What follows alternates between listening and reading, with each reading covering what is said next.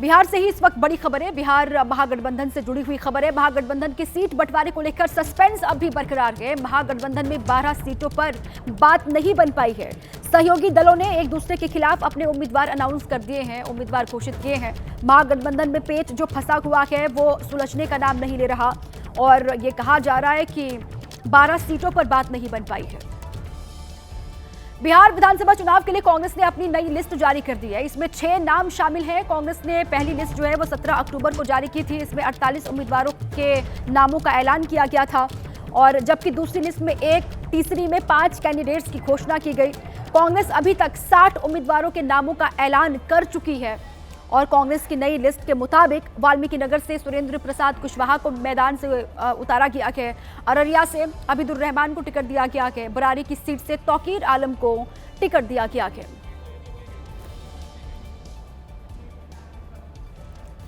UP के हरदोई में एक अधेड़ युवक ने भरे बाजार में एक युवती के साथ छेड़छाड़ और अमर्यादित व्यवहार किया। इसका वीडियो सोशल मीडिया पर वायरल हो गया, जिसके बाद पुलिस ने आरोपी युवक की पहचान कर उसे गिरफ्तार कर लिया है।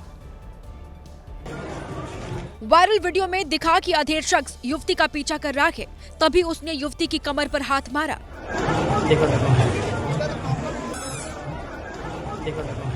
इसके बाद भी अधेड़ शख्स युवती का पीछा करते हुए उसके साथ चलता रहा। युवती के कान में उसने कुछ कहा। युवती बार बार उससे दूर हटती है, लेकिन आरोपी पीछा नहीं छोड़ता के आखिरकार लड़की जब गली में मुड़ गई तब आरोपी आगे चला गया। ये घटना काशीनाथ वाली गली की है। धनतेरस मेले पर बाजार में काफी भीड़ थी। इसी का फायदा उठाकर आरोपी ने युवती के साथ छेड़खानी की।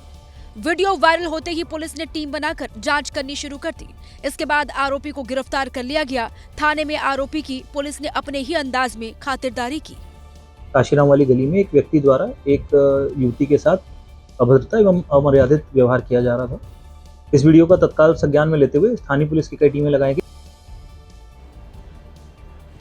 यूपी के कानपुर से ही अगली खबर है। कानपुर में एक गांजा तस्कर की जेल से रिहाई पर हीरो जैसा स्वागत किया गया। जेल के मेन गेट पर रील बनाकर सोशल मीडिया पर वीडियो वायरल किया गया। रिहाई पर जिस तरह से जश्न मनाया गया, उससे पुलिस पर सवाल उठने लगे हैं। गांजा तस्करी का आरोपी जैसे ही जेल से जमानत पर छूटा, उसके समर्थक स्वागत के लिए उमड़ पड़े। गुलाब के फूलों की माला पहनाई गई। लोग उसके आगे पीछे ऐसे चल रहे थे जैसे कोई महान काम करके लौटा हो। किसी ने हाथ से झोला पकड़ लिया तो कोई कंधे पर हाथ रखकर बरसों पुरानी दोस्ती को याद कर रहा हो। जेल के मेन गेट पर ही रील बनाई गई। बैकग्राउंड में जो गाना बज रहा है उसका मतलब यह है कि मैं जिस दिन जमानत पर बाहर आऊंगा अपनी पिस्टल से महंगा लहंगा दिलाऊंगा। पिस्टल वाले गाने पर रील बनी और सोशल मीडिया पर वायरल हो गया। महाराजपुर पुलिस ने आरोपी सक्षम यादव को गांजा तस्करी के आरोप में 22 सितंबर को 2 साथियों के साथ जेल भेजा था। गांजा तस्करी की रिहाई पर जेल के ही गेट पर जश्न मनता रहा। वीडियो भी बना और जेल प्रशासन चुपचाप तमाशा देखता रहा। त्योहार का ये मौसम है और दिवाली छठ के मौके पर हर कोई अपना घर जाना चाहता है। दिल्ली, मुंबई जैसे बड़े शहरों में काम करने वाले लोग त्योहार मनाने के लिए अपने घर लौट रहे हैं, लेकिन ट्रेनों में इतनी ज्यादा भीड़ है कि सीट तो दूर की बात है, खड़े होने की जगह भी लोगों को नहीं मिल रही है। ट्रेनों के डिब्बे यात्रियों से खचाखच भरे हैं। लोग चाहते हैं कि किसी तरह ट्रेन में खड़े होकर घर जाने की जगह मिल जाए, लेकिन ऐसी भयानक भीड़ है कि टिकट होने के बावजूद लोग ट्रेन में चढ़ तक नहीं पा रहे हैं। पूरा भरा हुआ ट्रेन आया था, भीड़ के वजह से हम लोग चढ़ नहीं पाए और ट्रेन भी छूट गया हम लोग का। दिल्ली के रेलवे स्टेशनों का तो हाल बहुत बुरा है। 10-10, 12-12 घंटे से भूखे प्यासे लोग गुहार लगा रहे हैं कि घर जाना है, लेकिन ट्रेनों में है कि जगह ही नहीं मिल रही। तो आप लोगों को टिकट मिल चुका है? लाइन कितनी लंबी? अरे बहुत लंबी लाइन है। कितनी देर से खड़े? करीब हो गया आधा घंटा। हालत ये हो गई है कि घर जाने के चक्कर में लोग ट्रेनों से लटक कर यात्रा कर रहे हैं, लेकिन ट्रेन में जबरन लटक कर यात्रा करना जानलेवा साबित हो रहा है। इस चक्कर में 2 यात्रियों की जान चली गई है। मुंबई से रवाना हुई कर्मभूमि एक्सप्रेस के दरवाजे पर लटक कर कुछ लोग घर जा रहे थे। दावा है कि नासिक के पास ट्रेन में भीड़ भाड़ होने की वजह से धक्का लगा और तीनों यात्री चलती ट्रेन से नीचे गिर गए। इस हादसे में 2 यात्रियों की जान चली गई, जबकि एक यात्री गंभीर रूप से घायल है। वहाँ से जो 2 मृतक है उनको सिविल हॉस्पिटल को पीएम करने के लिए भेज दिया है, और एक जो जख्मी है वो अनकॉन्शियस है, वो कुछ बता नहीं रहा। नासिक पुलिस अब हादसे की जांच कर रही है। ये पता लगाया जा रहा है कि तीनों यात्री ट्रेन से ही गिरे या फिर ट्रेन से टकरा गए थे। इस वक्त एक बड़ी खबर है। दिल्ली एनसीआर में बढ़ते वायु प्रदूषण को देखते हुए ग्रैब 2 की पाबंदियां लागू कर दी गई है। दिवाली पर दिल्ली की हवा एक बार फिर से जहरीली हो गई है। बढ़ते वायु प्रदूषण के कारण लोगों को सांस लेना मुश्किल हो रहा है। दिल्ली एनसीआर में दिल्ली की हवा दम घोटू साबित हो रही है एक बार फिर, जिसके बाद ये निर्णय लिया गया है कि ग्रैब 2 की पाबंदियां दिल्ली एनसीआर में लागू कर दी गई है। एक बार फिर से दिल्ली की हवा जहरीली हो गई। ग्रैब 2 की पाबंदियां क्या हैं वो आप जान लीजिए। डीजल जनरेटर चलाने पर रोक रहेगी। सीएनजी और इलेक्ट्रिक बसों को बढ़ाया जाएगा। मेट्रो की सर्विस को भी बढ़ाया जाएगा। कूड़ा, लकड़ी और कोयला जलाने से बचना होगा। तो दिवाली का मौका, दिल्ली की हवा एक बार हर साल की तरह फिर से जहरीली हो गई है। अलग अलग इलाके दिल्ली एनसीआर के जहां पर एयर क्वालिटी इंडेक्स बहुत खराब पहुंच चुका है। और अब देखिए आज दिवाली है, आज के बाद कल की स्थिति और भी भयावह होगी। जहरीली हुई दिल्ली की हवा। आनंद विहार का AQI है 414। आनंद विहार सबसे ज्यादा जो पॉल्यूटेड इलाका है उनमें से एक है। वजीरपुर में एयर क्वालिटी इंडेक्स 398 है। और ये दिल्ली एनसीआर के अलग अलग इलाके जहां पर हर साल इस वक्त इस मौके पर ऐसी ही तस्वीर होती है। जहांगीरपुरी, यहाँ पर एयर क्वालिटी इंडेक्स जो है वो 381 है। यहाँ पर भी हवा बहुत जहरीली हो गई है। बवाना जहाँ पर AQI 367 है, यहाँ पर भी हवा बहुत खराब। अशोक विहार में AQI 383 पहुँच चुका है। और ये आज की जो ताज़ा तस्वीर है उसके बारे में जानकारी आपको हम दे रहे हैं। ITO में भी और साथ ही पटपड़गंज का इलाका जहाँ पर 361 है AQI, यहाँ पर भी हवा की गुणवत्ता बहुत खराब हो गई है। और आज दिवाली, आतिशबाजी होगी। आज के बाद तस्वीरें और ज़्यादा खराब आएंगी कुछ दिन तक। दिल्ली का AQI 400 के पार जाते ही दिल्ली वालों की परेशानी बढ़ गई है। दिल्ली के अक्षरधाम मंदिर के पास तो आसमान में काली धुंध छाई रही। धुंध की वजह से दिन में ही शाम जैसा एहसास हुआ। इंडिया गेट के पास तो प्रदूषण को कंट्रोल करने के लिए पेड़ों पर पानी का छिड़काव किया गया। बढ़ते प्रदूषण को लेकर दिल्ली में अब सियासत भी शुरू हो गई है। आम आदमी पार्टी का आरोप है कि रेखा सरकार ने विंटर एक्शन प्लान में देरी की और इसी की वजह से प्रदूषण बढ़ा है। कहीं जगह पर दिल्ली में 400 पार हो चुका है AQI। ये अगर रेखा गुप्ता जी की विफलता नहीं है तो क्या है? हालत यह है कि दिल्ली के कई इलाकों में दिवाली से पहले ही साफ साफ दिखना बंद हो गया है। यानी कि प्रदूषण ने विजिबिलिटी घटा दी है। और अभी तो दीपावली का त्योहार बाकी है, पटाखों का दगाया जाना बाकी है। इस वक्त बिहार से बड़ी खबर आपको बता दें। तेज प्रताप यादव पर केस दर्ज हुआ है। आचार संहिता उल्लंघन का यह मामला है, जिसके चलते तेज प्रताप यादव पर केस दर्ज किया गया है। आरोप है कि प्राइवेट गाड़ी पर पुलिस स्टिकर लगाया था, जिसके बाद ये केस दर्ज हुआ है। वैशाली के महुआ का ये मामला है, उनकी जहां से वो मैदान में है, जहां से चुनाव लड़ रहे हैं तेज प्रताप यादव। उसी सीट में आचार संहिता का उल्लंघन उन्होंने किया, जिसके बाद केस दर्ज हुआ है। प्राइवेट गाड़ी पर पुलिस स्टिकर लगाने का उन पर आरोप है और उनकी मुश्किलें चुनाव से पहले ही बढ़ती हुई। ये बड़ी खबर। तेज प्रताप यादव जो कि अपनी नई नवेली पार्टी बनाकर पहली मर्तबा खुद लालू परिवार से अलग होकर के चुनावी मैदान में हैं और वो महुआ सीट से ही विधानसभा का चुनाव लड़ रहे हैं। वहां से नॉमिनेशन भी उन्होंने फाइल किया, वो तस्वीरें भी सामने आई थी और अब उन पर आचार संहिता उल्लंघन का केस दर्ज हुआ है। मध्य प्रदेश के कटनी जिले में एक फर्नीचर गोदाम में भीषण आग लग गई। आग लगने से लाखों का सामान जलकर खाक हो गया। दिवाली की वजह से बाजार में काफी भीड़ थी, लेकिन गनीमत ये रही कि किसी जानमाल का नुकसान यहां पर नहीं हुआ।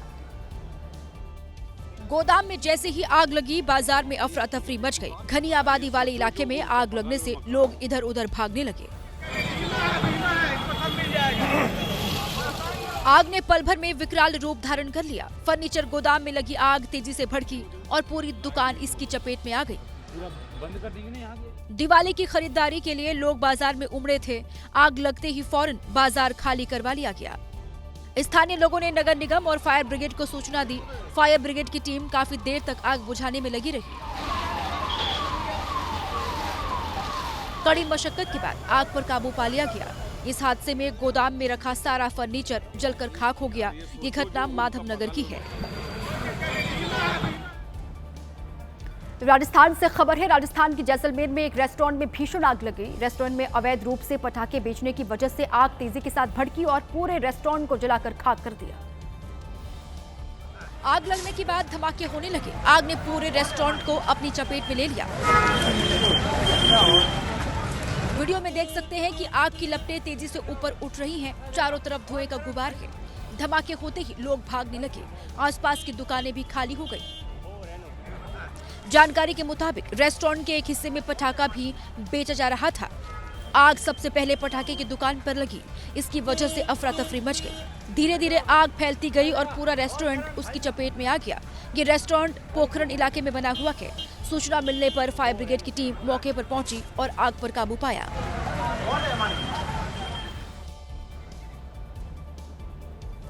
गुजरात के द्वारका में नगर निगम की डंपिंग साइट पर आग लग गई। आग इतनी भयानक थी कि इसने पूरे इलाके को अपनी चपेट में ले लिया। आग लगने की वजह क्या रही, इसका खुलासा अभी तक नहीं हो पाया है। वीडियो में देख सकते हैं कि आग कितनी भयानक है। आसमान में आग की लपटें तेजी से उठ रही हैं। चारों ओर धुएं का गुबार है। कूड़े के ढेर में आग लगने की वजह से सांस लेना भी मुश्किल हो गया। थोड़ी ही देर में आग भड़क उठी और तेजी के साथ चारों ओर फैल गई। आनन फानन में फायर ब्रिगेड को सूचना दी गई। दमकल विभाग के कर्मचारी काफी देर तक आग बुझाने में लगे रहे। जिस जगह पर आग लगी वो नगर निगम की डंपिंग साइट है। आग किन कारणों से लगी इसका पता लगाया जा रहा है। उज्जैन में प्रसिद्ध ज्योतिर्लिंग भगवान महाकालेश्वर के दरबार से दीपावली पर्व की शुरुआत हो गई है। भगवान महाकाल की आज सुबह भस्म आरती हुई। इस भव्य भस्म आरती में भगवान महाकाल को दूध, दही, शहद, शक्कर और फलों के रस से स्नान करवाया गया। इसके बाद भगवान को भांग के सूखे मेवे से श्रृंगारित किया गया। दीपावली पर्व से भगवान महाकाल की जो दिनचर्या है वो बदल जाती है। अब भगवान महाकाल को शीत ऋतु होने की वजह से गर्म जल से स्नान करवाया जाएगा आज के बाद से। इसके अलावा भगवान को हल्दी और जड़ी बूटी के ऑप्शन से भी स्नान करवाया जाता है।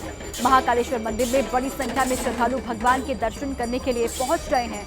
आज भगवान को अन्नकूट भी लगाया गया है। इसकी मान्यता है कि भगवान महाकाल के दरबार में सबसे पहले अन्नकूट लगता है। इसके बाद देश भर के मंदिरों में इसकी शुरुआत हो जाती है।